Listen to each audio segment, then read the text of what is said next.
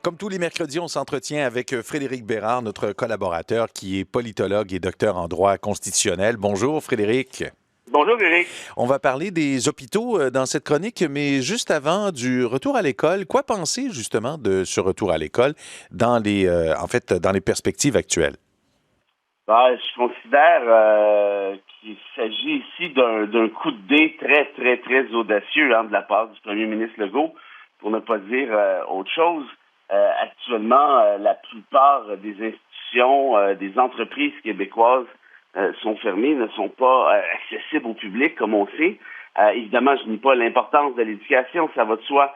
Sauf, est-ce qu'il était si urgent de renvoyer les enfants à l'école, connaissant l'état de la ventilation dans nos écoles, justement, sachant aussi qu'à chaque fois, depuis le début de la pandémie, où il y a eu rentrée scolaire, on a vu la courbe exploser quelques jours par la suite. Donc, est-ce que nos institutions hospitalières, par exemple, sont capables de prendre le coup au moment où on se parle? À quoi s'attendre comme impact, selon vous? Puis là, je comprends que vous n'êtes pas un spécialiste en infection, là, mais quand même, il y a des impacts. Puis on va parler des hôpitaux. Il y a un lien direct entre les éclosions et les hôpitaux aussi. Effectivement, vous avez raison de dire que je ne suis pas spécialiste. Par contre, quand on prend les chiffres même du gouvernement Legault, quand on écoute Christian Dubé, on sait qu'on est sur le point d'atteindre ce qu'on appelle le pic en français. Donc, est-ce que, je me répète, est-ce qu'il y avait urgence d'envoyer les enfants à l'école, sachant que ceux-ci peuvent justement apprendre à la maison en ligne? Évidemment que ce n'est pas l'idéal. La raison à ça, la raison qui sous-tend tout ça, Éric, à mon avis, est simple, c'est que le gouvernement a fait, comme à son habitude, certains sondages qui lui ont révélé que les parents en avaient marre d'assister leurs enfants à la maison d'un point de vue éducatif et tout, et je peux comprendre la difficulté de l'affaire. Donc, ce qu'on a fait, c'est on renvoie les enfants à l'école, mais en agissant de cette manière-là, est-ce qu'on n'étire pas encore une fois l'élastique? Est-ce qu'on pèle pas encore en avant, sans mauvais jeu de mots, et faire en sorte que la crise soit résorbée encore dans un horizon encore plus lointain? Aussi, autre sujet, puis on le disait en début de chronique qu'on allait parler des hôpitaux. Hier, Radio-Canada révélait l'existence du guide pour la priorisation et la gestion des hospitalisations en cours durant en contexte de pandémie de COVID-19.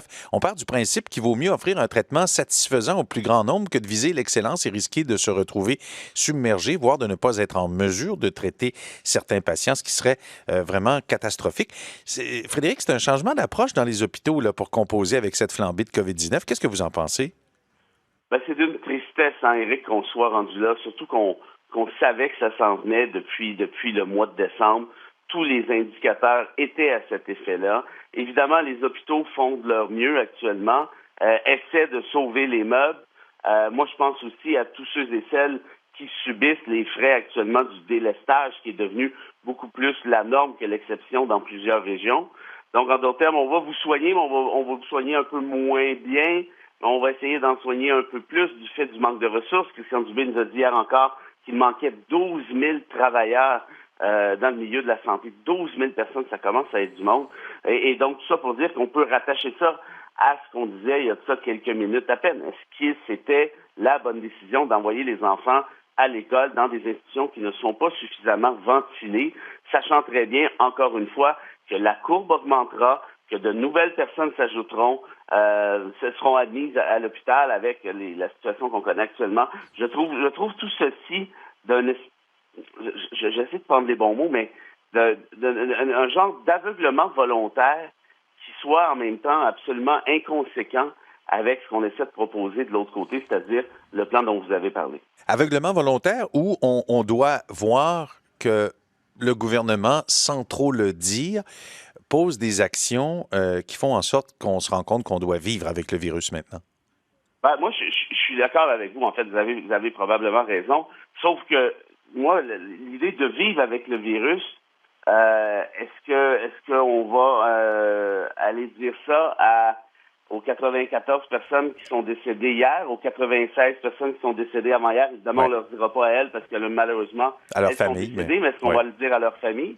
Est-ce qu'on va le dire à leurs proches? Non, écoutez, il faut vivre avec le virus. Est-ce qu'on va dire à la famille de la petite fille de 4 ans qui est décédée dans un hôpital de Québec il y a ça 3 ou 4 jours?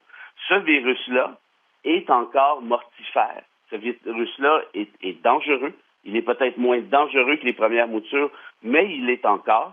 La preuve, c'est que nous avons des taux de mortalité qui ressemble drôlement aux pires périodes de cette pandémie. En d'autres termes, est-ce que c'est le temps de baisser la garde pour des caprices électoraux? Parce qu'à cette étape-ci, c'est ce dont il faut parler, je crois, lorsqu'on parle du retour à l'école. Franchement, je ne crois pas. Je pense qu'il faut continuer à lutter intelligemment. Il faut continuer à faire face à ce virus-là. Et puis pour le reste, malheureusement, je pense que tout ce qui est en train d'arriver actuellement, on le voyait venir depuis plusieurs semaines. Je pense que personne ne peut clamer ici être très surpris. Frédéric Bérard, docteur en droit constitutionnel et politologue, merci pour vos propos et à la semaine prochaine. Merci à vous. À bientôt. Au revoir.